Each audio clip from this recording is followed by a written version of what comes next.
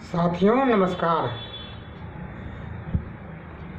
चुनाव जारी है और वोट किसको देना है ये तो आपके हाथ में है, लेकिन वोट देने से पहले आप कुछ ज़रूरी चीज़ें हैं उस पर विचार करने के लिए इस वीडियो को आप लास्ट तक देखिए और उसके बाद आप जो भी समझ में आए अपने हिसाब से वोट दिए। उसके लिए हम कुछ नहीं कर रहे हैं कि आखिर मोदी सरकार को वोट क्यों दिया जाए, हम इस पे बात कर रहे हैं।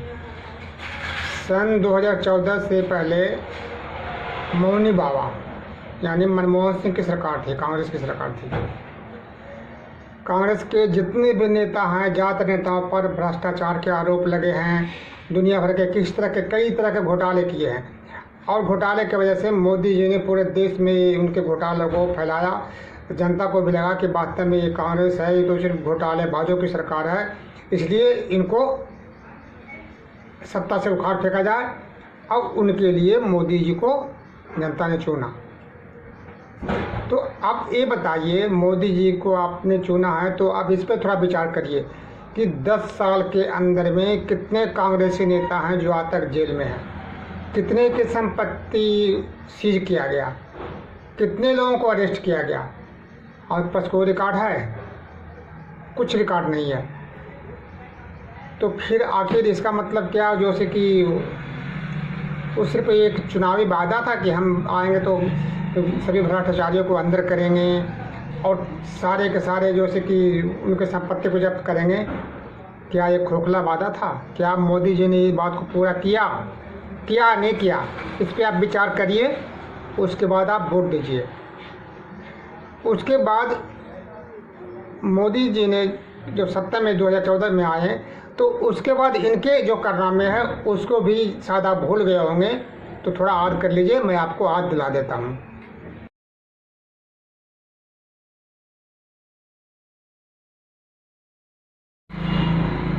सबसे पहले आप कांग्रेस के टाइम में जो घोटाला हुआ है उन घोटालों को लिस्ट मैं दे रहा हूँ और लिस्ट आपको मैं नहीं बना रहा हूँ बल्कि किसी भाजपा के किसी साथी ने व्हाट्सएप पे भेजा है, वो लिस्ट को मैं इसमें लगा रहा हूँ, तो इसको पढ़ लीजिए क्या इसमें है। उसके बाद आप विचार करिए कि मोदी जी ने इनके लिए क्या किया, किसी को अंदर किया क्या आपने किसी भी इनको थाली बजाने के लिए और जुमला करने के लिए आप 10 साल लाए थे इसको, मोदी जी को। 10 साल में इन्होंने कितने कांग्रेसी को जेल भेजा? नहीं ना। और उसके बाद इन्होंने क्या क्या घोटाले किए हैं, इनके राज में क्या क्या घोटाला हुआ है वो भी एक जरा सुन लीजिए। आपको मैं शायद आज दिला देता हूँ। ये है विजय माल्या।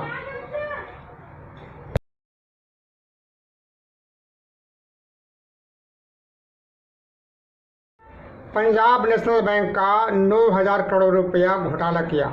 अब घोटाला करके जब इनको पता चला तो ये विदेश भाग गए।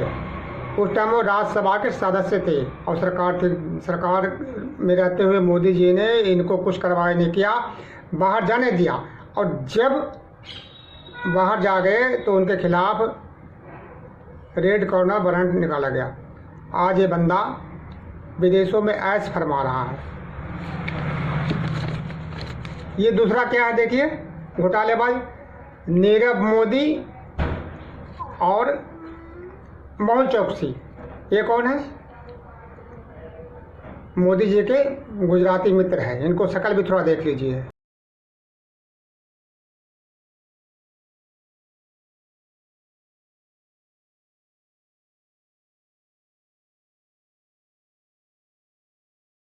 ये दोनों ने मिलकर पंजाब नेशनल बैंक का 13,500 करोड़ रुपए का घोटाला किया।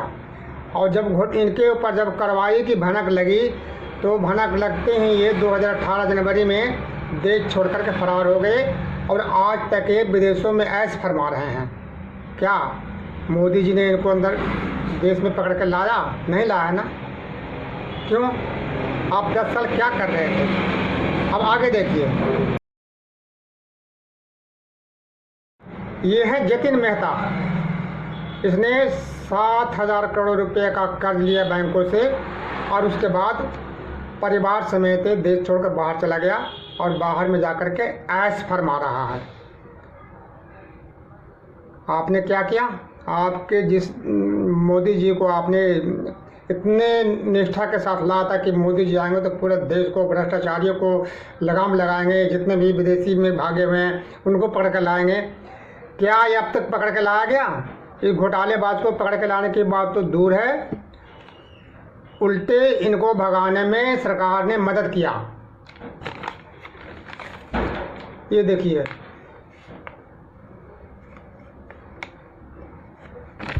तो इनके काम देखिए। इन्होंने जो जिस शर्त पे इन्होंने कांग्रेस को हटाया था कि भाई सारे घोटालेबाज हैं, उनको हम अंदर लाएंगे, उनको तो अंदर लाए नहीं। इनके करोड़ों रुपए का घोटाला करके और देश से बाहर चले गए। एक रिपोर्ट के अनुसार देश छोड़कर बाहर भाग चुके घोटालेबाजों जो हैं, उन कम से कम 40,000 करोड़ रुपए बैंकों को चूना लगा करके और विदेशों में जाके शरण ले रखे हैं।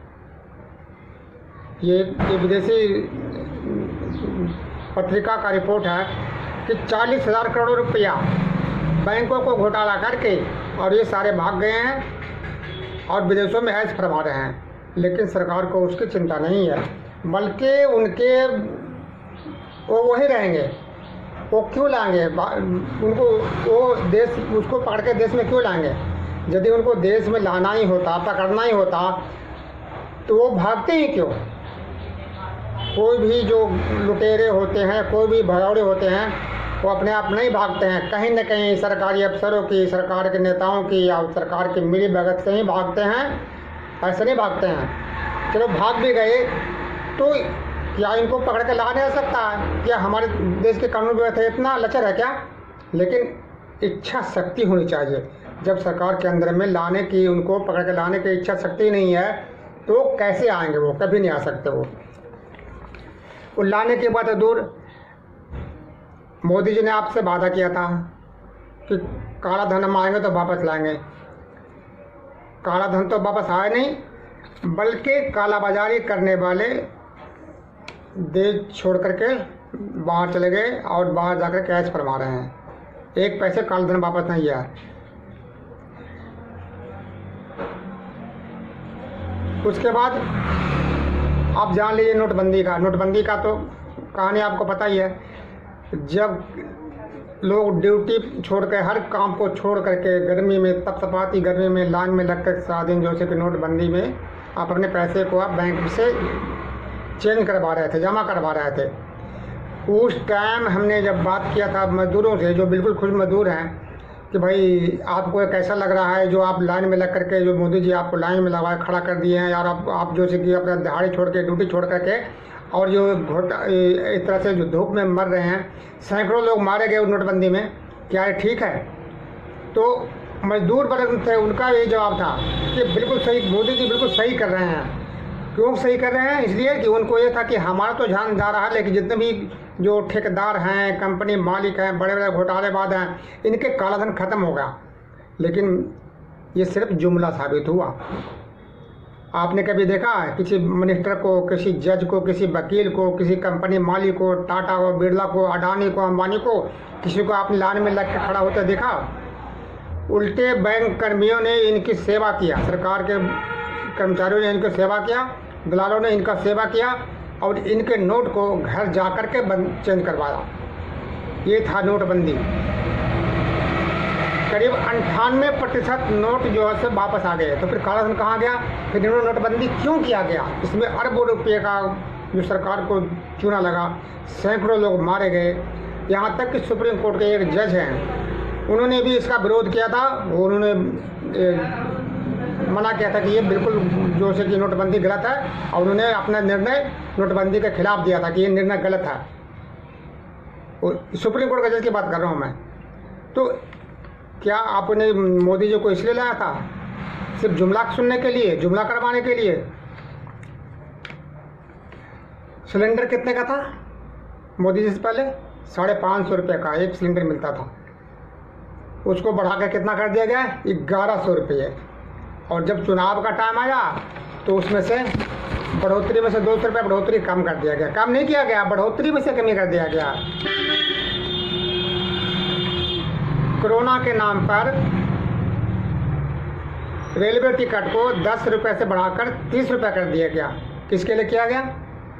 क्या टाटा, बिरला, अडानी, अंबानी जनरल कोच में सफ़र करते हैं क्या? लोकल ट्रेनों में आम जनता ही सफ़र करती है ना, आम जनता, गरीब जनता ही सफ़र करती है। उनके टिकट को 10 रुपये से बढ़ा करके सीधे कितना कर दिया गया? 30 रुपया। 30 रुपया उनको वसूला गया गरीब जनता से कोरोना के नाम पर। और जब अब इलेक्शन का टाइम आया है तो इलेक्शन के टाइम से 1 महीने पहले उन्होंने फिर उसको 10 रुपये किया है। सीनियर सिटीजन को जो छूट मिलता था, 60 साल के उम्र से ऊपर वाले को, महिला पुरुषों को जो छूट मिलता था, उनको भी ये ख़त्म कर दिए हैं। अब बताइए, आप मुझे जो चीज़ को ये कभी ला ही नहीं सकते, इसको ख़त्म करने का इन्हें क्या अधिकार था? सीनियर सिटीजन को छूट क्या मोदी जी ने दिया था क्या? बताइए, सीनियर सिटीजन को छूट किसने दिया था? तो तुम छूट, तो तुम जो जिसने किसने छूट दे रखा था उसको तुम ख़त्म कर करके, और तुम्हें उसके लिए पैसे नहीं है। और लोकसभा के संसद सदस्य हैं, उनको वेतन बढ़ाने के लिए, उनको भत्ते बढ़ाने के लिए, उनके किराए में, उनके वेतन भत्तों में कोई कमी नहीं हुआ, उनमें बढ़ोतरी किया गया। लेकिन सीनियर सिटीजन के जो कल्याणकारी योजना के तहत उसको जो किराए में छूट दिया गया था, उनको वापस ले लिया गया। अब आज तक वो वापस उनको दोबारा छूट नहीं मिला। अब देखिए हॉस्पिटलों में, फार्मा कंपनियों को देखिए, हॉस्पिटलों को देखिए, यदि आपको मेडिक्लेम है, यदि आप वहाँ चले गए तो ऐसे भी केस मिले हैं कि मरे हुए को भी ICU में लिटा करके आप पैसे बनाते हैं। किसके इशारे पे?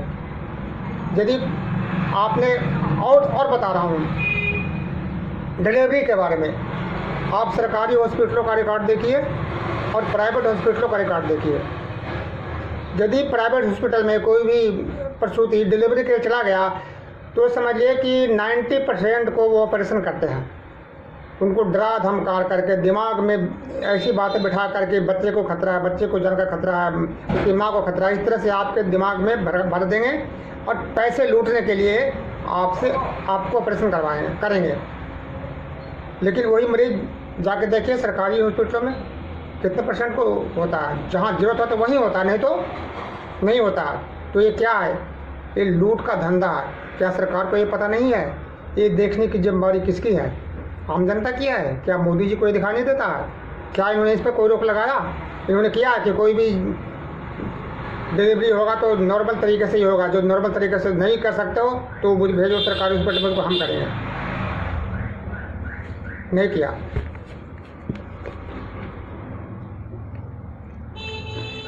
मैं यहाँ ये बताना चाहता हूँ कि ये मोदी जी ने ये नहीं किया, लेकिन कांग्रेस ने, दोनों, चाहे कांग्रेस हो चाहे मोदी हो, दोनों ही पब्लिक को बेवकूफ़ बना रहा है। एक मंदिर मस्जिद के नाम पर, तो एक धर्म के नाम पर, तो दूसरा जाति के नाम पर, क्षेत्र के नाम पर, आरक्षण के नाम पर आपको बरगला रहा है। लेकिन देश के जो असली मुद्दा है, क्या उसको बिल्कुल एक गौन कर दिया, उस पर कोई चर्चा ही नहीं, कोई चर्चा नहीं है।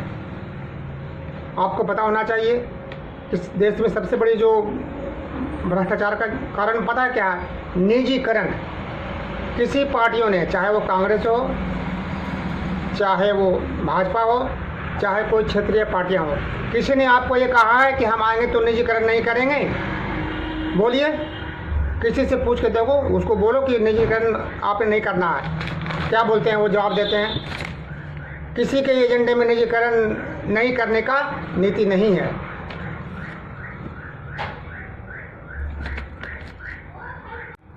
एक बार मोदी जी को आप जीत करके आने दीजिए, फिर देखिए जो देश में 70 साल से आम जनता ने जो संपत्ति अर्जित करके जो सरकारी क्षेत्र को जो स्थापना किया है, उसको कैसे थोक के भावे अपने पूंजीपति मित्रों को हवाले करते हैं, वो सामने आएगा। इसके लिए आप रेल है, भारतीय रेलवे है, स्टील अथॉरिटी ऑफ इंडिया है, HPCL, BPCL, Bharat heavy electrical limited और भारतीय जीवन बीमा, तो पहले इन्होंने इसको कुछ शेयर बेचे हैं। तो इस तरह से इनका मेगा इशू होगा बेचने के लिए। अब बेच करके ये सारी संपत्ति को बेचेंगे। किस लिए बेचेंगे? आम जनता के फायदा के लिए नहीं, बल्कि सीधी सीधी अपने पूंजीपति मित्रों को फ़ायदा पहुंचाने के लिए। जो अरबों रुपए जो इलेक्शन में खर्च हो रहे हैं, सभी पार्टियां जो खर्च कर रहे हैं, वो पैसे कहाँ से आ रहे हैं? कभी सोचा आपने? जो इनके जो पूंजीपति मित्र हैं, जो अरबों खरबों रुपए जो खर्च कर रहे हैं, जो चंदे में आपको 60 अरब रुपये दिया है इन पार्टियों को, जिसमें सबसे ज़्यादा करीब 40% से ऊपर भाजपा को मिला है, वो पैसे वसूल कहाँ से किया जाएगा? इस सरकारी संपत्ति को बेच करके इन दलालों के हवाले किया जाएगा। और इसकी शुरुआत तो पहले भी हो चुकी है। आप देखिए, बिजली संशोधन विधेयक 2023 में पास कर दिया है। उसमें क्या है? आपको जो कंपनी जो बिजली संशोधन बिल पास हुआ है, उसके अनुसार से स्मार्ट मीटर देश में लगेगा और लगना शुरू भी हो गया है। इसके लिए आपको बिजली का बिल एडवांस में देना पड़ेगा। जैसे जिस प्रकार से आप मोबाइल रिचार्ज करवाते हैं और जैसे रिचार्ज करवाते हैं तब जाके बात करते हैं, उसी तरह से पहले आप बिजली का बिल भरेंगे, मीटर को रिचार्ज करवाएंगे, तब आपका मीटर चालू हो जाएगा। और जैसे ही रिचार्ज ख़त्म हुआ, आपका बिजली कट हो जाएगा। ठीक है ना? ये इसका पीछे किसका फ़ायदा हो रहा है? यानी आपके आम जनता के एडवांस में दिए गए पैसे से निजी बिजली कंपनियां अपने पैसे भी नहीं लगाएगी, आपके पैसे से ये कंपनी चलाएगी, अपने मजदूरों को, अपने कर्मचारियों को वेतन भत्ते देगी आपके पैसे से, और फिर आपको बिजली देगी। ये बताओ किसका फ़ायदा है? आपका फ़ायदा है या उन पूंजीपति मित्रों का फ़ायदा हुआ है? तो ये देश में सबसे बड़ा बीमारी का जो जड़ मैं पहले बताता हूँ, निजीकरण है। इस बिजली बिल के निजीकरण के वजह से कम जो मीटर का रीडिंग लेने आते हैं, कम से कम 2 लाख मीटर रीडर का नौकरी चला जाएगा। बड़ी संख्या में तकनीकी और गैर तकनीकी कर्मचारी हैं, उनके नौकरी से बाहर हो जाएंगे। ये नीति सरकार की है। इलेक्शन का टाइम है तो आपको लैपटॉप दिया जा रहा है, कोई लैपटॉप देगा, कोई साइकिल देगा, कोई 5 किलो राशन देगा, चीनी दिया जाएगा, तेल दिया जाएगा, यानी आपको ज़िंदगी भर के लिए भिखारी बना कर रखा जाएगा। और फिर आपके वोट से उनको परमिशन दे दिया सरकार बनाने का, फिर आपके वोट्स के प्रयोग करके वो लोकतंत्र के नाम पर ये आपको लूटना शुरू करेंगे और लूट के पूंजीपतियों को जेब भरेंगे। आपने देखा जैसे कि आज पूंजीपतियों की या आम गरीबों की क्या हैसियत है? पूरे देश की संपत्ति का, पूरी संपत्ति देश की है, उसके देश की कुल संपत्ति का 60% हिस्सा जो है किसके पास है? 5% पूंजीपति वर्गों के पास है। और बाकी 50% जो दबे कुचले गरीब मजदूर हैं, उनके हिस्से में मात्र पूरे देश की संपत्ति का 3% हिस्सा है। सोच लीजिए, ये सरकार अब तक जो है, भाजपा सरकार हो चाहे कांग्रेस सरकार हो, किसके लिए काम कर रही है? ये आपके लिए काम कर रही है या बड़े बड़े पूंजीपतियों के लिए काम कर रही है? ये आपने सोचा, कभी देखा क्या? ये किसके लिए काम कर रही है? इसी पर विचार करना है आपको।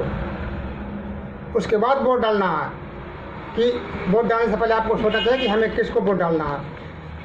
मजदूरों का स्थिति देख लीजिए, इन्होंने जितने भी लेबर कोड थे ना, सारे लेबर कोड बिल, लेबर के कल्याणकारी बिल को ख़त्म करके 4 बिल ला रहे हैं, 4 लेबर कोड बिल ला रहे हैं। इसका मकसद क्या है? उन्हें जो भी सुख सुविधा मिलती थी, उन सुविधा के लिए वो आप कंपनी वाले जिम्मेदार नहीं होंगे, आपसे मशीन की तरह काम लिया जाएगा और कोई सुनने वाला नहीं है। अभी सुन लो तो अभी नहीं आओगे तो और दिक्कत होगा। ड्यूटी 12 घंटे अनिवार्य कर दिया गया है, यानी आपको परिवार की चिंता नहीं है, आपको सिर्फ कंपनी में काम करो मशीन की तरह। और जितने भी जो कल्याणकारी योजना थे उनको बंद करने की इनकी सरकार की नीति है, श्रमिकों को लूटने के लिए, जो पहले ही बेचारे दबे कुचले हैं, जिनको मिनिमम वेज नहीं मिल रहा है। ठेकेदार जो है उनके ESI काट लेते हैं, फंड काट लेते हैं, मगर जमा नहीं होता है। जब बीमार पड़ते हैं तो उनको पता लगता है तो उनका तो फंड ही जमा नहीं है, उनका तो ESI कार्ड ही नहीं बना है। तो इस तरह की जो घटनाएं हो रही है, क्या सरकार को ये पता नहीं है? 10 साल से मोदी सरकार ने क्या करी है? इन्होंने जितने भी बिल अभी लेबर कोड बिल लाया है, सब पूंजीपति के हित के लिए है कि जरूरत हो तो तुम नौकरी पर आदमी को रखो, जरूरत नहीं हो तो गेट से बाहर कर दो, और जब जरूरत पड़े तो गेट से भर्ती कर लो कैजुअल को। यानी रेगुलर किस्म का काम रहते हुए भी आपको परमानेंट भर्ती नहीं किया जाएगा।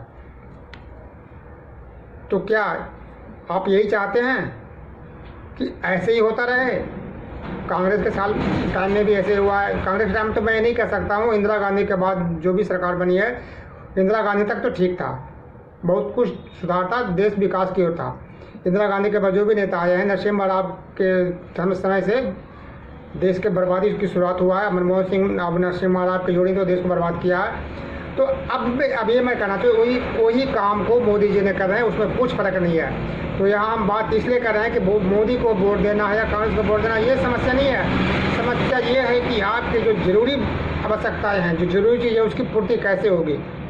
ये सड़ी गली हुई पूंजीवादी व्यवस्था जब तक इसको आप उखाड़ कर नहीं फेंकेंगे, जब तक समाजवाद को नहीं लाएंगे, तब तक इसका हल इन पूंजीपति पार्टियों के पास नहीं है। क्योंकि ये पार्टियां जो है पूंजीपतियों के पैसे से चलती है, तो ये उनके लिए काम करेगी, न कि आपके लिए।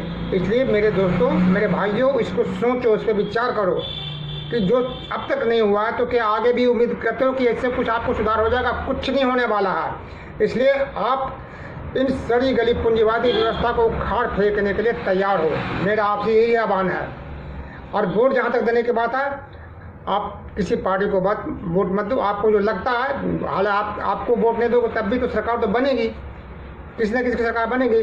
तो कम से कम इन पूंजीपति पार्टियों को तो बजाय जो छोटी छोटी पार्टियां हैं, जो निर्दलीय है, जो लगता है कि इसका नेचर अच्छा है, फिलहाल आप उन्हीं को वोट दो। लेकिन ऐसे कोई आपको समस्या का हल नहीं होगा। समस्या का हल होने के तो आपको उठ खड़ा होना पड़ेगा, इन पूंजीवाद को उखाड़ कर फेंकना पड़ेगा, और इस सड़ी गली व्यवस्था को उखाड़ करके समाजवादी व्यवस्था को लाओगे, इसी से देश का कल्याण होगा। दूसरा और कोई रास्ता नहीं है। दोस्तों, आपको ये अच्छा लगा तो वीडियो के यदि लाइक नहीं किया तो इसको लाइक करिए, और पहली बार देख रहे हैं तो इसको सब्सक्राइब भी करिए और आगे बढ़ाइए, और इसमें विचार करिए और कमेंट करिए कि क्या ये बात गलत है और सही है, तो आप इसके लिए तैयार हो जाइए। जय हिंद।